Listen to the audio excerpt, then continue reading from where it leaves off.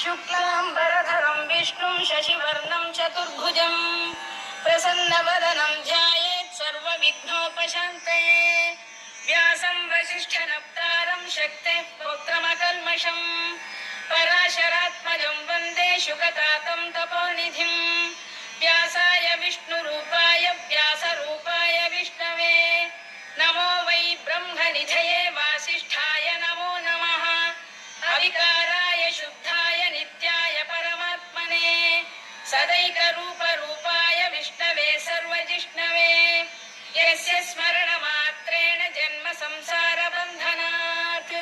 विमुच्यते। नमस्तस्मै विष्णवे प्रभविष्णवे। ॐ नमो विष्णवे प्रभविष्णवे। श्रीवैशम्पायन उवाच श्रुत्वा धर्मानशेषेण पावनानि च सर्वशः युधिष्ठिरः शान्तनवं पुनरेवाभ्यभाषत। युधिष्ठिर उवाच किमेकं दैवतं लोके किं वाप्येकं परायणं स्तुवन्तः कङ्कमर्चन्तः प्राप्नुयुर्मानवा शुभम्। को धर्मः सर्वधर्माणां भवतः परमो मतः किं जपन्मुच्यते जन्तुर्जन्म संसारबन्धनात्। श्रीभीष्म उवाच जगत्प्रभुं देवदेवमनन्तं पुरुषोत्तमं स्तुवन्नाम सहस्रेण पुरुषः सततोत्थितः तमेव चार्चयन् नित्यं भक्त्या पुरुषमव्ययम्। ध्यायं स्तुवन् नमस्यं च यजमानस्तमेव च अनादिनिधनं विष्णुं सर्वलोकमहेश्वरं लोकाध्यक्षं स्तुवन् नित्यं सर्वदुःखातिगो भवेत्। ब्रह्मण्यं सर्वधर्मज्ञं लोकानां कीर्तिवर्धनं लोकनाथं महद्भूतं सर्वभूतभवोद्भवम्। एष मे सर्वधर्माणां धर्मोऽधिकतमो मतः यद्भक्त्या पुण्डरीकाक्षं स्तवैरच्चेन्नरः सदा। परमं यो महत्तेजः परमं यो महत्तपः परमं यो महद्ब्रह्म परमं यः परायणं पवित्राणां पवित्रं यो मङ्गलानां च मङ्गलम् दैवतं देवतानां च भूतानां यो व्ययः यतः सर्वाणि भूतानि भवन्त्यादियुगागमे यस्मिंश्च प्रलयं यान्ति पुनरेव युगक्षये तस्य लोकप्रधानस्य जगन्नाथस्य भूपते विष्णोर्नाम सहस्रं मे शृणु पापभयापहम्। यानि नामानि गौणानि विख्यातानि महात्मनः ऋषिभिः परिगीतानि तानि वक्ष्यामि भूतये। ऋषिर्नाम्नां सहस्रस्य वेदव्यासो महामुनिः छन्दोऽनुष्टुप् तथा देवो भगवान् देवकीसुतः अमृतां शुद्धवो बीजं शक्तिर्देवकीनन्दनः त्रिसामाहृदयं तस्य शान्त्यर्थे विनियुज्यते। विष्णुं जिष्णुं महाविष्णुं प्रभविष्णुं महेश्वरम् अनेकरूपदैत्यान्तं नमामि पुरुषोत्तमम्। अस्य श्रीविष्णोर्दिव्यसहस्रनामस्तोत्रमहामन्त्रस्य श्रीवेदव्यासो भगवान् ऋषिः अनुष्टुप्छन्दः श्रीमहाविष्णुः परमात्मा श्रीमन्नारायणो देवता अमृतांशोद्भवो भानुरिति बीजम्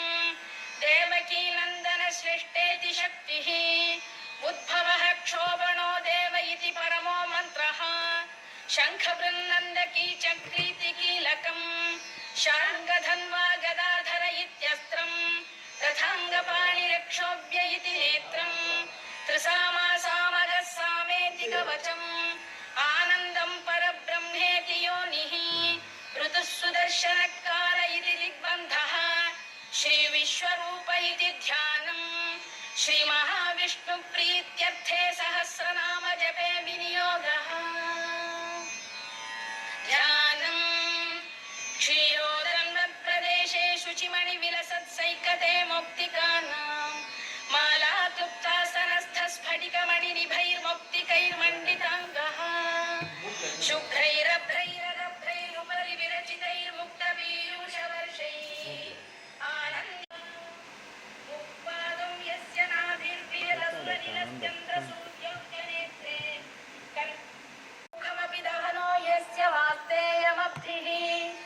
अन्तस्थं यस्य विश्वं सुरनरखगो भोगि गन्धर्वदैत्यैः चित्रं रम्यते तं त्रिभुवनवपुषं विष्णुमीशं नमामि। ॐ नमो भगवते वासुदेवाय। शान्ताकारं भुजगशयनं पद्मनाभं सुरेशं विश्वाधारं गगनसदृशं मेघवर्णं शुभाङ्गं लक्ष्मीकान्तं कमलनयनं योगिधृध्यानगम्यं वन्दे विष्णुं भवभयहरं सर्वलोकैकनाथं मेघश्यामं पीतकौशेयवासं श्रीवत्साङ्कं कौस्तुभोत्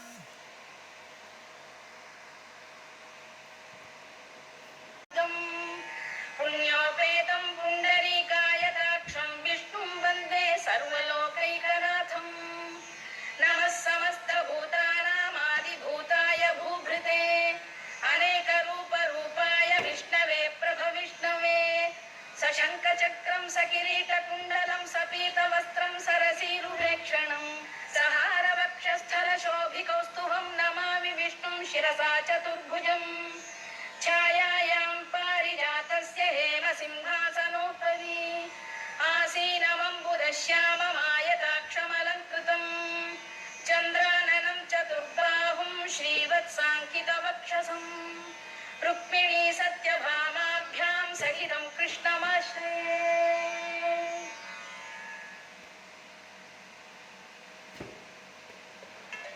ಬಟ್ಟೆ ನೋಡು.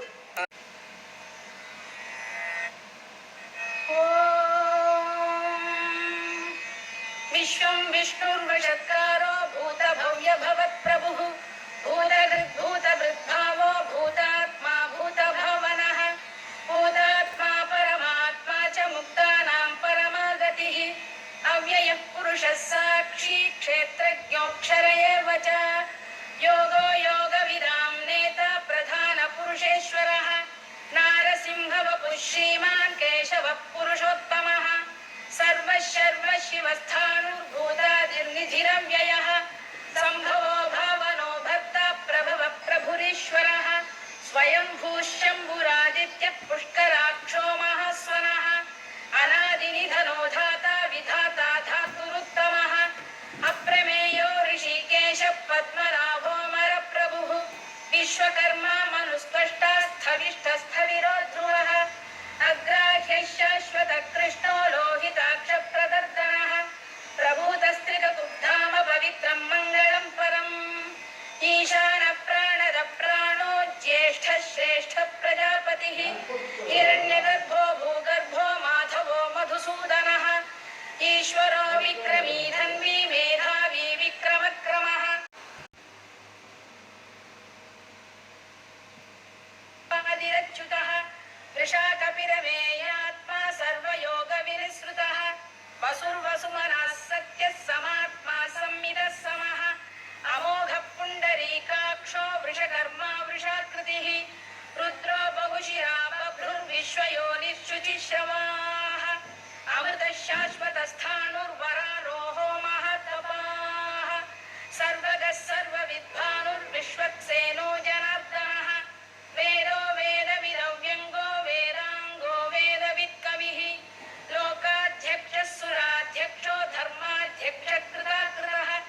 चतुरात्मा चतुर्व्यूहश्चतुर्दंष्टश्चतुर्भुजः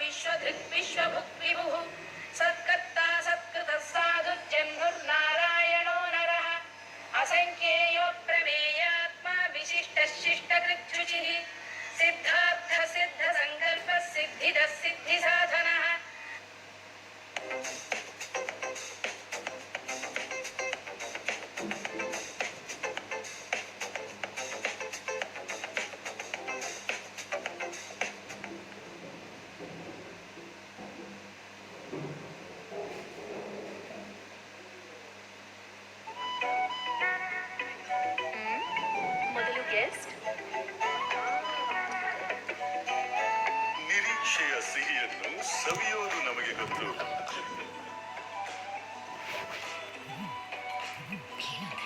ನಮ್ಮ ಖುಷಿಯನ್ನು ವೃಷಾಹಿ ವೃಷಭೋ ವಿಷ್ಣುರ್ವೃಷಭರ್ವೋ ವೃಷೋದರಃ ವರ್ಧನೋ ವರ್ಧಮಾನಶ್ಚ ವಿವಿಕ್ತಶ್ರುತಿಸಾಗರಃ ಸುಭುಜೋ ದುರ್ಧರೋ ವಾಗ್ಮಿ ಮಹೇಂದ್ರೋ ವಸುದೋ ವಸುಃ ನೈಕರೂಪೋ ಬೃಹದ್ರೂಪಃ ಶಿಬಿವಿಷ್ಟಪ್ರಕಾಶನಃ ओजस्तेजोऽब्जुदिनरः प्रकाशात्मा प्रतापनः वृद्धस्पष्टाक्षरो मन्त्रश्चन्द्रांशुर्भास्करद्युतिः अमृतांशुद्भवो भानुः शशबिन्दुः सुरेश्वरः औषधं जगतः सेतुः सत्यधर्मपराक्रमः भूतभव्यभवन्नाथः पवनः पावनो नरः कामः कामकृत्कान्तः कामप्रदप्रभुः युगादिकृद्युगावर्तो नैकमायो महाशनः अदृश्यो व्यक्तरूपश्च सहस्रजिदनन्तजित् इष्टो विशिष्टः शिष्टेष्टः शिखण्डी नघुषो वृषः क्रोधः क्रोधकृत्कर्ता विश्वबाहुर्महीधरः अच्युतप्रथितप्राणप्राणदो वासवानुजः अपां निधिरधिष्ठानमप्रमत्तप्रतिष्ठितः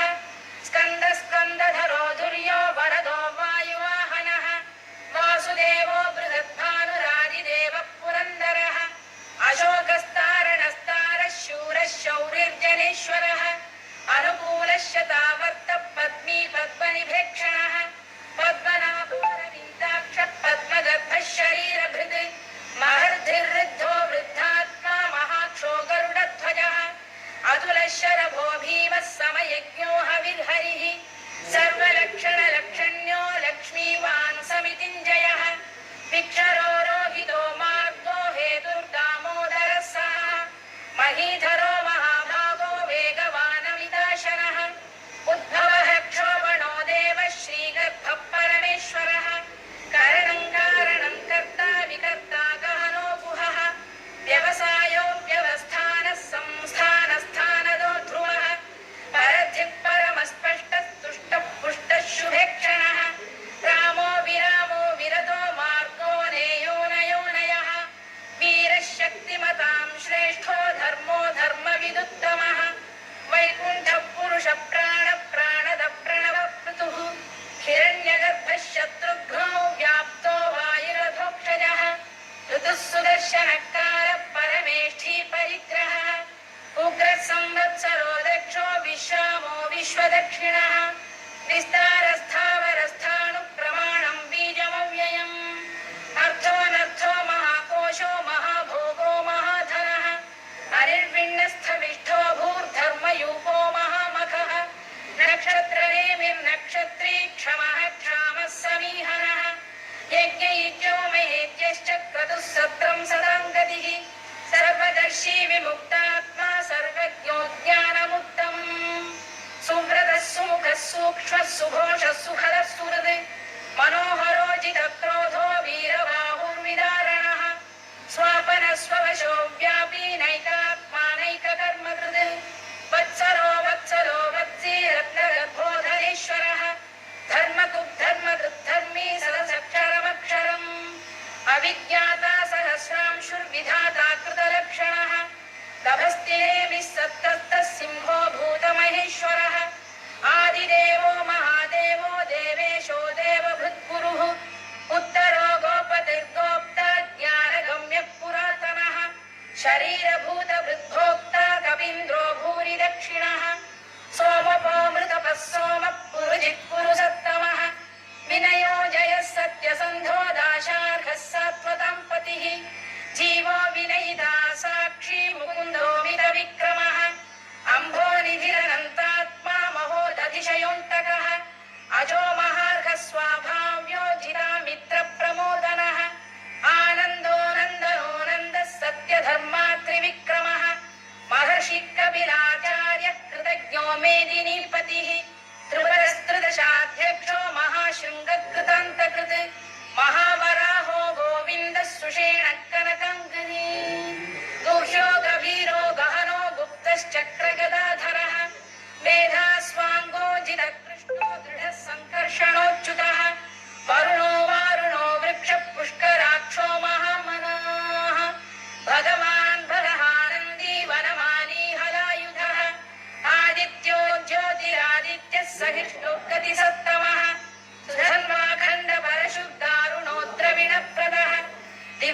सर्वदृग्व्यासो वाचस्पतिरयो निजः त्रिसामासामगः साम निर्वाणं भेषजं भिषज सन्न्यासकृच्छमशान्तो निष्ठा शान्तिपरायणम् शुभाङ्गः शान्तिदश्रेष्ठा कुमुदः कुवलेशयः मोहितो गोपदैर्गोप्ता वृषभाक्षो वृषप्रियः अनिवर्ती निवृत्तात्मा संक्षेप्ताक्षेमकृच्छिवः श्रीवत्सवक्षा श्रीवासः श्रीपतिः श्रीमताम्बरः श्रीरः श्रीशः श्रीनिवासः श्रीनिधिः श्रीविभावनः श्रीधर श्रीकर श्रेयः श्रीमान् लोकत्रयाश्रयः स्वक्षस्वङ्गशतानन्दो नन्दिर्ज्योतिर्गणेश्वरः विजितात्मा विधेयात्मा सत्कीर्तिश्छिन्न संशयः उदीर्णः सर्वतश्चक्षुरनीशः शाश्वतस्थिरः भूषयो भूषणो भूतिर्विशोकः शोकनाशनः अर्चिष्मानर्चितः कुम्भो विशुद्धात्मा विशोधनः अनिरुद्धो प्रतिरथ प्रद्युम्नो मितविक्रमः कालनेमिनिः वीरः शौरिः शूरजनेश्वरः त्रिलोकात्मा त्रिलोकेशः केशवः केशिः हरिः कामदेवः कामपालः कामी कान्तकृतागमः अनिर्देश्यवपुर्विष्णुर्वीरोऽनन्तो धनञ्जयः ब्रह्मण्यो ब्रह्मकृद्ब्रह्मा ब्रह्म ब्रह्मविवर्धनः ब्रह्मविब्राह्मणो ब्रह्मी ब्रह्मज्ञो ब्राह्मणप्रियः महाक्रमो महाकर्मा महातेजा महोरगः महाक्रतुर्महायज्वा महायज्ञो महाहविः स्तव्यस्तव प्रियस्तोत्रं स्तुतिस्तोतारणप्रियः पूर्णः पूरयिता पुण्यः पुण्यकीर्तिरनामयः मनोजवस्तीर्थकरो वसुरेता वसुप्रदः वसुप्रदो वासुदेवो वसुर्वसुमनाहविः सद्गतिः सत्कृतिः सत्ता सद्भूतिः सत्परायणः शूरसेनो यदुश्रेष्ठः सन्निवासः सुयामुनः भूतावासो वासुदेवः सर्वासु निलयो नलः दर्पः दर्पदो दृप्तो दुर्धरोऽथा पराजितः Motorola is on a roll दोस्तों। मोटो का नया G54 अपने सेगमेंट में काफी नए नए फीचर्स लेके आ रहा है। सेगमेंट का पहला 5G स्मार्टफोन है जिसमें 12 GB रैम एंड 2 विश्वमूर्तिर्महामूर्तिर्दीप्तमूर्तिरमूर्तिमान् अनेकमूर्तिरव्यक्तः शतमूर्तिः एकोनैकः सवक्तकिं यत्तत्पदमनुत्तमम् लोकबन्धुर्लोकनाथो माधवो भक्तवत्सलः सुवर्णवर्णो हेमाङ्गो वराङ्गश्चन्दनाङ्गदी वीरः विषमः शून्यो घृता क्षीरचरश्चरः अमानी मानदो मान्यो लोकस्वामी त्रिलोकधृत् सुमेधा मेधजो धन्यः सत्यमेधाधराधरः तेजो वृषोद्युतिधरः सर्वशस्त्रभृताम्बरः प्रग्रहो निग्रहो व्यग्रो नैकशृङ्गो गदाग्रजः चतुर्मूर्तिश्चतुर्बाहुश्चतुर्व्यूहश्चतुर्गतिः चतुरात्मा चतुर्भावश्चतुर्वेदविदेकपात् समावर्तो निवृत्तात्मा दुर्जयो दुरतिक्रमः दुर्लभो दुर्गमो दुर्गो दुरावासो दुरारिः शुभाङ्गो लोकसारङ्गः सुतन्तुवर्धनः इन्द्रकर्मा महाकर्मा कृतकर्मा कृतागमः उद्भवः सुन्दरः सुन्दो रत्ननाभः सुलोचनः अर्को वाजसनः शृङ्गी जयन्तः सर्वविजयी सुवर्णबिन्दुरक्षोभ्यः सर्ववागीश्वरेश्वरः महाह्रदो महागर्तो महाभूतो महानिधिः कुमुदकुन्दरकुन्दः पर्जन्यः पावनो निलः अमृताशोऽमृतवपुः सर्वज्ञः सर्वतोमुखः सुलभः सुव्रतः सिद्धः शत्रुजिच्छत्रुतापनः न्यग्रोधोदुम्बरोष्टश्चाणूरान्ध्रैषूदनः सहस्रार्चिः सप्तजिह्वः सप्तैधा सप्तवाहनः अमूर्तिरनघोचिन्त्यो भयकृद्भयनाशनः अणुबृहत्कृशस्थूलो गुणभिर्निर्गुणो महान् अधृतस्वधृतस्वास्य प्राग्वंशो वंशवर्धनः भारभृत्कथितो योगी योगीशः सर्वकामदः आश्रमश्रमणः क्षामः सुपर्णो वायुवाहनः धनुर्धरो धनुर्वेदो दण्डो दमयिता दमः अपराजितः सर्वसहो नियन्ता नियमो यमः सत्त्ववान् सात्विकः सत्यः सत्यधर्मपरायणः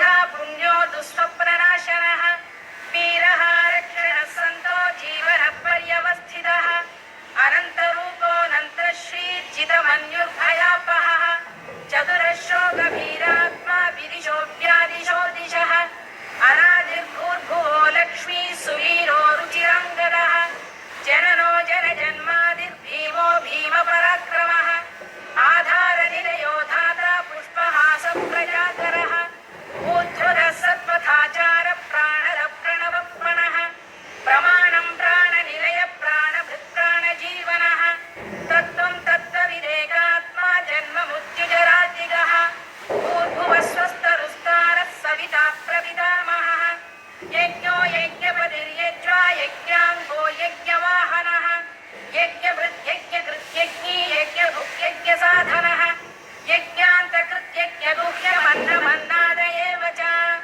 आत्मयोनिः स्वयं जातो वैखानः सामगायनः देवकीनन्दनः स्रष्टा क्षितीशः पापनाशनः शङ्खबृन्नन्दकी चक्री शार्ङ्गधन्वा गदाधरः तथाङ्गपाणिरक्षोभ्यः सर्वप्रहरणायुधः सर्वप्रहरणायुध ॐ नम इति परमाली गरीशाङ्गी शङ्खी चक्री च नन्दकी श्रीमान्नारायणो विष्णुर्वासुदेवोऽभिरक्षतु वनमाली गरीशाङ्गी शङ्खी चक्री च नन्दकी श्रीमान्नारायणो विष्णुर्वासुदेवोऽभिरक्षतु वनमाली गरीशाङ्गी शङ्खी चक्री च नन्दकी श्रीमान्नारायणो विष्णुर्वासुदेवोऽभिरक्षतु इतीदं कीर्तनीयस्य केशवस्य महात्मनः नाम्नां सहस्रं दिव्यानामशेषेण प्रकीर्तितम् य इदं शृणुयात् नित्यं यश्चापि परिकीर्तयेत् नाशुभं प्राप्नुयात् किञ्चित् सोमुत्रेह च मानवः वेदान्तको ब्राह्मणस्य क्षत्रियो विजयी भवेत् वैश्यो धनसमृद्धः स्यात् क्षुद्रः सुखमवाप्नुयात् धर्मार्थी प्राप्नुयात् धर्ममर्थार्थी चार्थमाप्नुयात् कामानवाप्नुयात् कामी प्रजार्थी चाप्नुयात् प्रजाम् भक्तिमान् यः सदोक्ताय शुचिस्तद्गतमानसः सहस्रं वासुदेवस्य नाम्नामेतत्र कीर्तयेत् यशः प्राप्नोति विपुलं याति प्राधान्यमेव च अचलां श्रियमाप्नोति श्रेयः प्राप्नोत्यनुत्तमम् न भयं क्वचिदाप्नोति वीर्यं तेजश्च विन्दति भवत्य रोगोऽत्युतिमान् बलरूपगुणान्वितः रोगाद्दो मुच्यते रोगात् बद्धो मुच्येत बन्धनात् भयान्मुच्येत भीतस्तु मुच्येतापन्न आपदः दुर्गाण्यतितरत्याशु पुरुषोत्तमम् सुवन्नाम सहस्रेण नित्यं भक्तिसमन्वितः वासुदेवाश्रयो मर्त्यो वासुदेवपरायणः सर्वपापविशुद्धात्मा याति ब्रह्म सनातनम् न वासुदेव भक्तानामशुभं विद्यते क्वचित् जन्म मृत्युजराव्याधिभयं नैवोपजायते इमं स्तवमधीयान श्रद्धा भक्तिसमन्वितः युज्येतात्मसुखक्षान्ति श्रीधृतिस्मृतिकीर्तिभिः न क्रोधो न च मात्सर्यं न लोभो नाशुभा मतिः भवन्ति कृतपुण्यानां भक्तानां पुरुषोत्तमे द्यौ स चन्द्रार्कनक्षत्राखं दिशो भूर्महोदधिः वासुदेवस्य वीर्येण विधृतानि महात्मनः ससुरासुरगन्धर्वं स यक्षोरगराक्षसम् जगत्वशे वर्ततेदं कृष्ण